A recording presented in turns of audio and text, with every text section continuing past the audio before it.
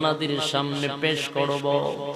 এ ভাই, মক্কা নগরীর সবাই ভালোবাসে, আর ভালোবাসার মাঝখান দিয়েই রাসূল বড় হয়ে গেল। এক পর্যায়ে রাসূলের নাম পড়ে গেল আল আমিন। উনি সত্যবাদী, ওনার মতো বিশ্বাসী লোক মক্কা নগরীর মধ্যে আর কেউ না। তাহলে রাসূলের নাম দিল আল আমিন, ভালোবেসে দিয়েছে এই নামটা, ঠিক কিনা বলেন? কোন দিক দিয়ে রাসূলের ভালোবাসার কমতি নাই গো, কমতি নাই। এবার রাসূল বড় হইতে লাগলেন, বড় হইতে লাগলেন। রাসূল যখন বড় হয়ে গেলেন, সবাই রাসূলের কথা মানে।